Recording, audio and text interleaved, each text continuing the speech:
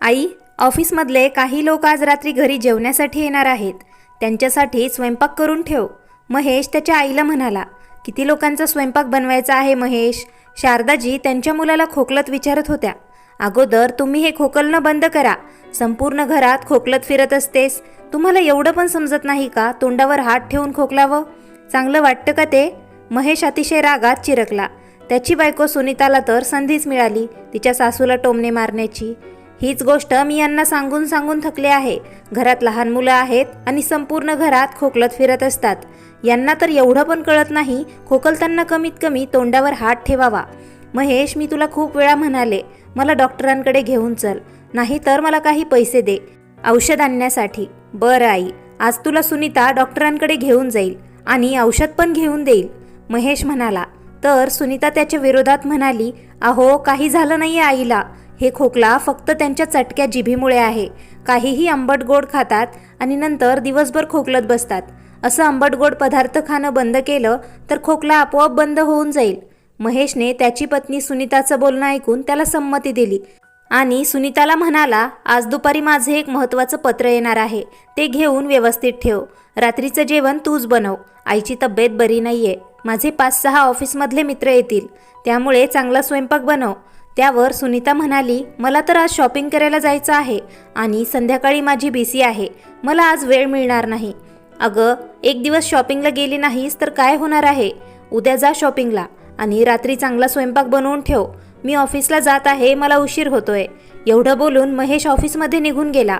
परंतु सुनीताचा पारा चढला होता. पती ऑफिसला गेल्यानंतर ती तिच्या सासूवर तुटून पडली. काही काम करायला लागू नये म्हणून तुम्ही खोकलण्याचं नाटक करताय ना? मला सर्व माहीत आहे. तुम्हाला दुसरं काही काम तर नाही, त्यामुळे हे काम केलं असतं तर. तसं पण दिवसभर बेडवर आडव्या पडलेल्या असतात, फुकटच्या भाकरी तोडत राहतात. शारदाजींना अपमानास्पद शब्द ऐकून त्यांच्या डोळ्यात अश्रू दाटून आले. त्यांचा खोकला वाढत जात होता. अशा अवस्थेत त्यांना नीट बोलता पण येत नव्हतं. त्या त्यांच्या रूममध्ये निघून गेल्या. जळत जळत महेशला घाबरून सुनीताने कसं तरी रात्रीचा स्वयंपाक बनवला. नंतर जेव्हा पाहुणे जेवण करून गेले तेव्हा भांड्याचा ढीग तसाच पडून राहिला. दुसऱ्या दिवशी जेव्हा शारदाजी मंदिरमधून पूजा करून घरी वापस आल्या तेव्हा त्यांनी पाहिलं मुलगा आणि सून कुठेतरी जाण्यासाठी तयार झाले होते. सुनीता तिच्या सासूला पाहून म्हणाली, थोडे भांडे घासायला पडले आहेत, तेवढे घासून ठेवा आणि रात्रीचा स्वयंपाक पण बनवून ठेवा. आम्हाला यायला उशीर होईल. महेशने त्याच्या पत्नीच्या बोलण्यात तिची सोबत दिली. आज रविवार होता आणि दोघं त्यांच्या मुलांना घेऊन सकाळी सकाळी बाहेर जात होते. कुठं जात होते ते शारदाजींना पण माहीत नव्हतं. त्यांना विचारण्याची हिंमत नव्हती आणि त्यांचा मुलगा त्यांना सांगणार पण नव्हता. शारदाजींनी स्वयंपाकघरात जाऊन पाहिलं, तिकडे खरकट्या भांड्यांचा ढीग लागला होता. काही दिवसांनी शारदाजींची तब्येत जास्तच खराब झाली होती. आईला आजारी पाहून महेश तिला हॉस्पिटलमध्ये घेऊन गेला. चेकअप केल्यानंतर समजलं त्यांना सारखं खोकला असल्यामुळे TB झाला आहे आणि त्यांना बरं होण्यासाठी खूप दिवस उपचार घ्यावे लागतील. शारदाजीने उपचार घ्यायला चालू केलं. काही दिवस त्यांना कंटिन्यू औषध देण्यात आलं. नंतर खर्च जास्त होत आहे म्हणून महेशने औषध आणण्यासाठी नकार देऊ लागला. आता त्यांची तब्येत जास्तच बिघडत गेली. आता 5 वर्षांपूर्वी शारदाजी खूप आनंदाने सुनीताला त्यांच्या घराची सून बनवून आणलं होतं आणि सुनीताने तर येताच घराचा नकाशा बदलून टाकला. घरात येताच ती दादागिरी करायला लागली आणि महेशला पण तिच्या जाळ्यात अडकवले. महेश अगोदरच त्याच्या आईची किंमत करत नव्हता आणि राहिलेली त्यांची सून सुनीता पूर्ण करत होती. सुनीता संपूर्ण घर तिच्या मनानुसार चालवत होती. तिच्या इच्छेविरुद्ध घरातील सुई इकडची तिकडं होत नव्हती. इकडे शारदाजींची अवस्था घरातील बिनकामाच्या सामानासारखी झाली होती. जेव्हा त्यांचा मुलगा त्यांची किंमत करत नव्हता तर सुनेकडून काय अपेक्षा करणार? महेश सुनीताच्या समोर शारदाजींना काहीही बोलत होता, त्यामुळे सुनीता डोक्यावर चढली होती. सुनीता येण्याअगोदर शारदाजीने कामाला मोलकरीण ठेवली होती. ती घरातील झाडू, लादी पुसणे आणि भांडे घासून जात होती. परंतु सुनीताने येताच घर खर्च स्वतःच्या हातात घेतला आणि मोलकरणीला कामावून काढून टाकले. कारण तिला वाटत होतं मोलकरणीला पैसे देणे फालतूपणा आहे. जेव्हा घरात सासूबाई बसून असतात, रात्री दोघं उशिरा आले आणि जेवण करायला बसले तेव्हा महेश ओरडून म्हणाला, हे काय बनवलं आहे? आई, भाजीत मसाला खूप कमी आहे. आई, तुला स्वयंपाक नीट बनवता येत नाही का? यापेक्षा तर आम्ही बाहेर खाऊन आलो असतो, ते बरं झालं असतं. शेवटी एवढं कमवतो तरी कोणासाठी आहे? हे सपक आणि बेचव जेवण खाण्यासाठी का? महेशच्या मोठ्या आवाजाने शारदाजी घाबरून गेल्या. त्या काहीच न बोलता त्यांच्या रूममध्ये आल्या आणि रडत होत्या. सुनीताला काय बोलणार होत्या? जेव्हा स्वतःचं नाणं खोटं असेल तेव्हा दुसऱ्यांना काय तक्रार करणार? शारदाजींचे आयुष्य चढ उताराने भरलं होतं. त्या त्यांच्या माहेरी 5 बहिणींमध्ये सर्वात मोठ्या होत्या. तिकडे शारदाजींना अपशकुन म्हणत होते. त्यांच्या आजी म्हणत होती शारदाजी त्यांच्या मागे 4 बहिणी घेऊन आली. सर्व बहिणींच्या जन्मानंतर आजी ढसाढसा रडल्या. शेवटी वंश मुलगाच चालवतो. 5 बहिणींना पाहून त्यांच्या आजीचं मन कासावीस झालं होतं आणि त्यांना वाटत होतं सर्वजणी लवकरात लवकर आपापल्या घरी जाव्या आणि त्यांना या सर्व ओझ्यापासून सुटका मिळावी. शारदाला शिक्षण शिकवून तिच्या पायावर उभं राहण्याचं स्वप्न होतं, परंतु पैशाच्या अडचणीमुळे शारदाला जास्त शिकवले नाही आणि आईवडिलांनी तिच्यासाठी स्थळ पाहायला चालू केलं. हुंडा द्यायला पैसे नव्हते म्हणून त्यामुळे त्यांच्या वयाच्या दुप्पट असणाऱ्या विधुर व्यक्तीसोबत त्यांचे लग्न करण्यात आले. शारदा लग्नानंतर जेव्हा तिच्या सासरी गेली तेव्हा पाहिलं घरावर आणि दुकानावर त्यांच्या भाया आणि जावेचं राज्य होतं. सर्व दिवस घरातील कामं करण्यात निघून जायचा. जाऊ पण शारदावर तिचा हुकूम सोडत होती, तरी पण त्या पूर्ण मन लावून घरातील सर्व काम आनंदाने करत होत्या. शारदाच्या पतीला तिच्या या अवस्थेचं काही घेणं देणं नव्हतं. जे काही दुकानातून कमाई होत होती ती कमाई पत्ते खेळण्यात घालवत होते, परंतु शारदाला तिच्या सासऱ्यांचा खूप आधार होता.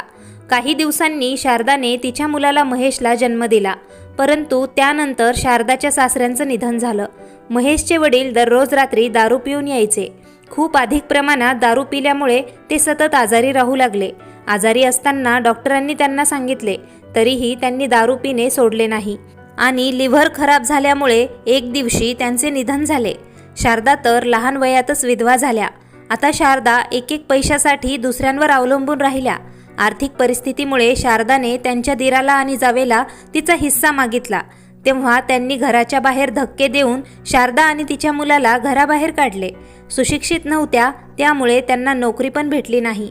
शेवटी पोटासाठी त्यांनी लोकांच्या घरी काम करायला चालू केलं. नंतर शारदा एका शाळेत सेवक म्हणून काम करू लागल्या. त्यांना शाळेत राहण्यासाठी एक रूम दिली गेली आणि महेशला पण त्याच शाळेत प्रवेश दिला. तिकडे त्याची अर्धी फीस माफ करण्यात आली. आता शारदा तिच्या मुलाचं संगोपन करू लागली. त्याची शाळा शिकणे पूर्ण झाल्यानंतर कॉलेज चालू झालं. अभ्यासात महेश खूप हुशार होता, परंतु त्याच्यावर त्याच्या बिघडलेल्या वडिलांची सावली होती. तो सतत शिव्या द्यायचा. शारदा त्याला समजावण्याचा प्रयत्न करत होती, परंतु तो त्यांचं काहीच ऐकत नव्हता. काही दिवसात महेश एका कंपनीमध्ये चांगल्या पदावर नोकरीला लागला आणि चांगली पगार त्याला मिळू लागली.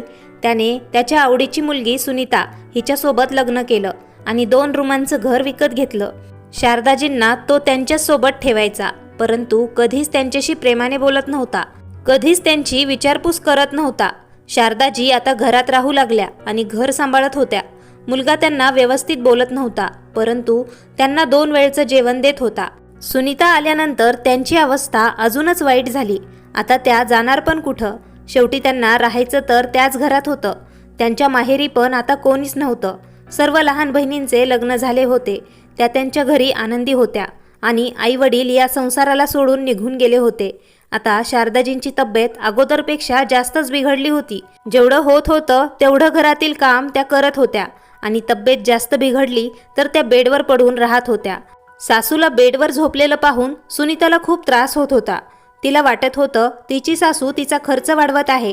सुनीता विचार करू लागली, जेवढ्या पैशात सासूच्या गोळ्या आणि औषधं येतात तेवढ्या पैशात आपण मोलकरीण ठेवू शकतो. एके दिवशी जेवण झाल्यानंतर जेव्हा मुलगा आणि सून त्यांच्या रूममध्ये गेले तेव्हा सुनीता तिच्या पतीला म्हणाली, माझ्या बहिणीचे ॲडमिशन याच शहरात झाले आहे, त्यामुळे आता ती आपल्यासोबत याच घरात राहणार आहे. ती आपल्यासोबत राहणार आहे. तू तुझ्या आईला वृद्धाश्रमामध्ये पाठव. आता या लहान घरात आपण सर्वजण कसे राहणार आहोत? तसे पण तुझी आई दिवसभर खोकलत असते. आपल्या मुलांना पण त्याचं इन्फेक्शन होण्याची भीती आहे.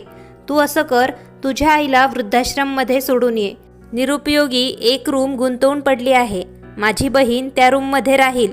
त्यावर महेश म्हणाला, आपण आईला वृद्धाश्रममध्ये कसे सोडू शकतो? माझं तिच्यासाठी काहीतरी कर्तव्य आहे. सुनीता म्हणाली, महेश, जास्त इमोशनल होण्याची आवश्यकता नाही. प्रॅक्टिकल विचार करून बघ. आई दिवसेंदिवस आजारी पडलेल्या असतात. घरातील काम पण करत नाहीत. त्यांच्या गोळ्या औषधांचा खर्च काही कमी नाही. आईचे ओझे आपल्या डोक्यावरचे कमी झाले तर मी कामासाठी मोलकरीण ठेवेल.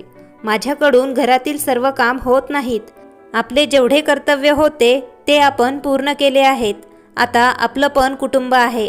मला वाटत आहे आता आपण त्यांच्यावर जास्त खर्च करायला नको. आणि निरुपयोगी झाल्या आहेत आई. रिकामं एक रूम गुंतून पडली आहे. त्यांच्यामुळे माझ्या माहेरचे लोक काय म्हणतील? मी एक रूम माझ्या बहिणीला देऊ शकत नाही का?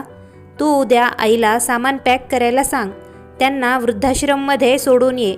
महेश म्हणाला, बरं ठीक आहे, तू बरोबर बोलत आहेस.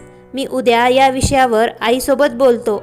शारदाजी बाहेर हॉलमध्ये बसून सुनेचं आणि मुलाचं बोलणं ऐकत होत्या. हे सर्व ऐकून त्यांच्या पायाखालून जमीनच सरकली. त्यांच्या डोक्याला धक्का बसला. विचार करत होत्या, मी वृद्धाश्रममध्ये जाऊ, परंतु का? माझ्या मुलाचं घर माझं नाही का? सुनीता असं कसं बोलू शकते? मी रूमवर ताबा घेऊन बसले आहे. एवढा त्रास सहन करून ज्या मुलाला मी या जगात आणलं, परिस्थितीसोबत झगडून त्याचं पालनपोषण केलं, त्याला शिक्षण शिकवलं, स्वतः काटेरी रस्त्यावर चालून माझ्या मुलाला संकट येऊ दिले नाही, पिता नसलेल्या मुलाला किती अडचणी सहन करून त्याच्या पायावर उभा केलं, त्याच्या डोक्यावर छत्र दिलं, हे सर्व माझी मेहनत आहे. आज तोच मुलगा मला वृद्धाश्रममध्ये सोडण्याबद्दल बोलत आहे. हा विचार करून माझ्या डोळ्यातून अश्रू ओघळायला लागले. विचार करत होते, माझा त्याग आणि तपश्चर्याचं मला हे फळ भेटत आहे का? बिचारी शारदा भांडणार पण कोणाशी? जर स्वतःचं रक्त चांगलं असतं तर सुनेची काय हिंमत झाली असती 2 शब्द काढण्याची. रात्री सर्वजण झोपले होते, परंतु शारदाच्या डोळ्यातून झोप गायब झाली होती. रात्रभर त्या रूममध्ये खुर्चीवर बसून होत्या आणि डोळ्यातून अश्रू वाहू लागले. विचार करत होत्या, रूम रिकामी करायची आहे तर त्यासाठी मला वृद्धाश्रममध्ये पाठवण्याची काय गरज? मी तर हॉलमध्ये पण झोपले असते, नाही तर स्टोर रूममध्ये राहिले असते. विचार करत असताना परत त्यांच्या डोळ्यातून अश्रू वाहू लागले आणि परत त्यांना खोकल्याची ढास लागली. विचार केला, मुलाला गरम पाणी मागावं. नंतर मनात विचार आला, कोणता मुलगा? आता तो मुलगा माझा राहिला नाही. दुसऱ्या दिवशी सकाळी जेव्हा महेश आणि सुनीता झोपेतून उठल्यानंतर त्यांनी पाहिलं, आई अजून उठल्या नाहीत. विचार करत होते, जेव्हा आईला जाग येईल तेव्हा त्यांना वृद्धाश्रममध्ये सोडण्याबद्दल बोलूया. 1 घंटा झाला तरीही शारदा रूममधून बाहेर आल्या नाही. त्यामुळे महेश आणि सुनीताने शारदाच्या रूमचा दरवाजा उघडला आणि आत गेले, परंतु आत शारदाजी नव्हत्या. कपाट पाहिलं तर तिकडे त्यांचे कपडे पण नव्हते. नंतर दोघं विचार करू लागले, शेवटी आई न सांगता कुठे जाऊ शकते? तेवढ्यात महेशचं लक्ष शारदाजींच्या बेडवर गेलं. तिकडे एक पत्र सापडलं. पाहताच महेश पत्र उघडून वाचत होता. पत्रात लिहिलं होतं, माझ्या प्रिय महेश बाळा, नेहमी आनंदी राहा. माझा मुलगा आणि सून माझ्याबद्दल काय विचार करतात हे मला माहीत झाल्यानंतर माहीत नाही का, परंतु माझ्या मनातून तुमच्यासाठी आशीर्वाद निघत आहेत. माझा सख्खा मुलगा असून पण तू माझ्यासाठी परका का वागत आहेस? हे सर्व समजणे मला या जन्मात माझ्यासाठी शक्य नाही. माहीत नाही एक आई वृद्ध झाल्यानंतर तिच्याच मुलाला आणि सुनेवर ती ओझं का होते. तू माझ्या भविष्याबद्दल काय विचार करत आहेस ते सर्व मी रात्री ऐकलं होतं, परंतु मला माझे पुढील आयुष्य कसे घालवायचे आहे त्याचा निर्णय मी तुम्हाला देणार नाही. मी तुझी आई आहे, कोणती निर्जीव वस्तू नाही ज्याला उचलले आणि घरातून बाहेर फेकून दिले. मी फक्त म्हातारी झाली आहे, परंतु असह्य झाले नाही. मी तुमचं घर सोडून कायमचं जात आहे आणि मला विश्वास आहे माझ्या जाण्याने तुझ्या डोक्यावरचे ओझे संपून जाईल. देव तुझं चांगलं करो. तुझीच दुर्दैवी आई. पत्र वाचून 2 मिनिटांसाठी महेशच्या डोळ्यात अश्रू आले आणि त्याला पश्चात्ताप पण झाला, परंतु फक्त काही वेळासाठी. थोड्या वेळानंतर सुनीताची बहीण शीतली घरी पोहोचली. नंतर घरातील वातावरण असे झाले जसे काही झाले नाही. रात्रीपर्यंत महेश आणि सुनीता आईला विसरून गेले होते. जेवण बाहेरून मागवले होते आणि ते सर्वजण जेवणाचा आनंद घेत हसत चेष्टा मस्करी करत होते. शारदाजी त्यांचे कपडे आणि थोडे सामान घेऊन घरातून निघून गेल्या होत्या. 1 दिवस अगोदर शारदाजींना त्यांचे विधवा वेतन मिळाले होते. सर्वात अगोदर त्यांनी त्या पैशांनी स्वतःसाठी औषधं घेतले. त्यांनी मनात ठरवलं होतं त्यांना काय करायचं आहे. त्यांनी त्यांच्या लहान बहिणीला कॉल केला आणि तिला त्यांच्या माहेरच्या घरी भेटण्यासाठी बोलवले. खूप वर्षांनी ते घर बंद पडून होते. तिकडे राहणारं कोणीच नव्हतं. त्यांचे आई वडील खूप दिवसांपूर्वी या जगातून निघून गेले होते आणि त्या बहिणींना भाऊ नव्हता जो त्या घराला सांभाळू शकतो. शारदाजींच्या शब्दात नाराजगी पाहून त्यांच्या लहान बहिणीने बाकीच्या बहिणींना पण बोलावून घेतले. शारदाजी सरळ त्यांच्या गावी गेल्या. तिकडे गावात त्यांच्या जुन्या घराला पाहून त्यांची तब्येत बरी झाली. घराला लॉक होते. शारदाजींनी शेजारील काकूंकडून चावी घेतली आणि घर उघडले. आज त्यांनी मोकळा श्वास घेतला. दुसऱ्या दिवशी त्यांच्या बहिणी त्यांना भेटायला आल्या. सर्व बहिणींना शारदाजींनी स्वतःचे दुःख व्यक्त केले. बहिणी म्हणत होत्या, तू आमच्या घरी चल. परंतु सर्वजणी त्यांच्या सासरी होत्या, त्यामुळे कोणाकडे जाऊन खूप दिवस राहणे त्यांना बरोबर वाटत नव्हते. सर्वांनी एकमताने त्यांच्या वडिलांची शेती शारदाजींच्या नावावर केली. त्यांच्या मदतीने शारदाजी स्वतःसाठी काही करू शकेल आणि काही पैसे पण त्यांच्या बहिणींनी त्यांना दिले. शारदाजींनी त्यांच्या आवश्यकता पूर्ण करण्यासाठी त्या पैशाला ठेवून घेतले, पण सोबतच निर्णय घेतला भविष्यात त्या त्यांच्या बहिणींचे पैसे वापस देतील. 4 बहिणींना हा निर्णय आवडला होता, कारण त्यांना त्यांचं माहेर परत भेटलं होतं. तिकडे 4 बहिणी प्रत्येक सणाला काही दिवस राहायला येऊ लागल्या. वेळेनुसार शारदाजी एकदम तटस्थ झाल्या होत्या. शारदाजींना घर आणि शेत भेटलं होतं. त्यांच्या वडिलांकडून त्यांना शेतीचे भरपूर ज्ञान मिळाले होते. त्यांनी शेतात मजूर लावले. मजूर लोकांनी त्यांच्या सांगण्यानुसार शेतीमध्ये काम केलं आणि पीक उत्पन्न चांगलं येऊ लागलं. त्यांची चांगली कमाई होऊ लागली. हळूहळू त्यांनी त्यांच्या बहिणींचे घेतलेले पैसे परत केले. सर्व बहिणींमध्ये मोठी असल्यामुळे त्या आईप्रमाणे सर्व बहिणींना सणवार असेल तेव्हा चांगले चांगले गिफ्ट्स घेऊन देऊ लागल्या. त्यांच्या जेवणाची व्यवस्था करून त्या बाकीचे पैसे समाजकार्यात वापरत होत्या. एक विधवा असण्याचं दुःख त्यांच्याशिवाय कोणाला समजणार होतं, त्यामुळे त्या त्यांच्यासारख्या विधवा स्त्रियांची आणि वयस्कर व्यक्तींची मदत करू लागल्या. त्यांच्या समाजकार्याची चर्चा गावभर पसरली. कित्येक समाजसेवक संस्था समोर येऊन त्यांना मदत करत होते. आता शारदाजी खूप आनंदी राहू लागल्या. त्यांना त्यांच्या जीवनाचे ध्येय मिळाले होते. नेहमी त्यांच्या मुलाच्या आठवणीमध्ये त्यांचे डोळे ओले होत असे, परंतु त्यांनी स्वतःला कधीच कुमकुवत पडू दिलं नाही. त्यांनी त्यांच्या घरात मुलींसाठी एक शाळा उघडली. तिकडे गावातील मुलींना निशुल्क शिक्षण दिले जायचे, कारण गावातील मुली त्यांच्या पायावर उभ्या राहू शकतील आणि शिक्षण पूर्ण करून त्यांचे भविष्य घडवू शकतील. त्यांना त्यांच्या पती आणि मुलांवर अवलंबून राहावं लागू नये. त्यांना वाटत होतं जे त्यांच्यासोबत झालं तसं त्यांच्या गावातील मुलींसोबत होऊ नये. वेळेसोबत त्यांनी स्वतःला अपडेट केलं. कम्प्युटर प्रशिक्षण फार पूर्वीचे स्वप्न त्यांनी पूर्ण केलं. फक्त 2 वर्षात मुलाच्या घरी दबून राहणारी शारदा आज एक सुपरवुमन समाजसेविका म्हणून प्रसिद्ध झाल्या आहेत. शारदाजींची लोकप्रियता गावासोबत शहरात पण पसरली. त्यांनी छोट्या छोट्या प्रयत्नांतून मोठे मोठे काम केले होते. त्यांना बऱ्याच संस्थांनी पुढाकार दिला. एके दिवशी महेशने वर्तमानपत्र उघडले, तेव्हा त्याच्या आईचा फोटो आणि लोकप्रियता पाहून त्याचं डोकं गरगरायला लागलं. त्यांना सरकारकडून मोठा सन्मान आणि रोख रक्कम मिळणार होती. त्याला जेव्हा त्याच्या आईबद्दल समजले तेव्हा त्याने त्याच्या पत्नीला सांगितले. त्यानंतर सुनीता महेशला म्हणाली, आपण त्यांचे एकुलते एक सून आणि लेक आहोत. त्या त्यांची प्रॉपर्टी आपल्याला नाही देणार तर कोणाला देणार? शेवटी या प्रॉपर्टीवर आपला हक्क आहे. प्रॉपर्टीच्या लोभाने दोघं गावी आले. तिकडं आल्यानंतर नौकराने सांगितले, शारदाजी कोणत्या तरी कार्यक्रमाच्या उद्घाटन करण्यासाठी गेल्या आहेत, थोड्या वेळाने येतील. महेश आणि सुनीता घराच्या बाहेर शेतात पाहत होते. हिरवेगार पीक शेतात दिसत होते. ते दोघं चकित झाले होते. त्यांच्या आईने कमी वेळेत हे सर्व कसं मिळवलं आहे? विचारात हरवलेल्या महेशच्या विचारांना विरामचिन्ह लागले. जसे कानात जोरात हॉर्न वाजण्याचा आवाज आला. मागे वळून पाहिले तर सुनीता आणि महेश चकित झाले. त्यांची आई शारदा बुलेटवर बसून स्वतः बुलेट चालवत होती. सुनीता हे दृश्य पाहून थक्क होऊन त्यांना पाहत होती.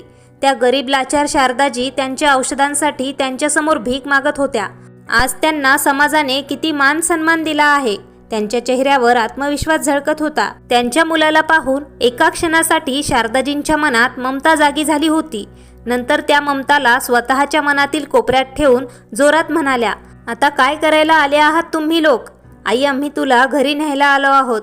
आम्हाला आमच्या वागण्याची अतिशय लाज वाटत आहे. आता तू अनोळखी लोकांसोबत राहणार नाहीस. आपल्या घरात आपल्या कुटुंबातील लोकांसोबत राहणार आहेस. आता हे शेत तू माझ्याकडे सोपव. ही जबाबदारी मी घेतो. मी असताना माझी आई एवढं काम करणार आहे हे मला सहन होत नाही. महेशसोबत सुनीता म्हणाली, हो आई, आता तुमचा मुलगा आणि सून आले आहेत. आता तुम्हाला काम करण्याची आवश्यकता नाही. आम्ही सर्व सांभाळून घेऊ. शारदा त्यांच्या मुलाला आणि सुनेला चांगलं ओळखतात. त्यांच्या लोभाला त्यांनी लगेचच ओळखलं. मला तुमच्याकडून अशी अपेक्षा नव्हती. जे स्वतःच्या आईला घरातून काढून निराधार करू शकतात ते असहाय्य आणि घर नसलेल्या लोकांबद्दल का विचार करतील? तुम्हाला काय वाटतं? मी तुमच्या बोलण्यावर मोहित होईल? महेश, तुमच्याकडून मी शिकले आहे, या जगात सख्खे पण आपले नसतात. ज्या लोकांना तू अनोळखी म्हणत आहेस ना, तेच लोक वस्तुस्थितीत माझे आहेत. आणि हो, आता मी स्वावलंबी महिला आहे. माझ्या मुलावर आणि सुनेवर ओझं नाही. माझ्या आयुष्यात मी खूप आनंदी आहे. खरं सांगायचं तर जीवनाचा अर्थ मला त्या घरातून बाहेर पडल्यानंतर समजला. आता मला हे आदर देणारे जीवन आवडत आहे. आता मला तुमच्यासोबत राहण्याची इच्छा नाही. आता हे सर्व लोक माझं कुटुंब आहे. माझ्या जिवंतपणीच काय, मी मरून गेल्यानंतर पण माझ्या प्रॉपर्टीमधला तुला 1 रुपया पण मिळणार नाही. अरे महादू, पाहुणे आले आहेत, त्यांच्यासाठी चहा नाश्त्याची सोय कर. मला एका ज्वेलरी शॉपच्या उद्घाटनासाठी जायचे आहे.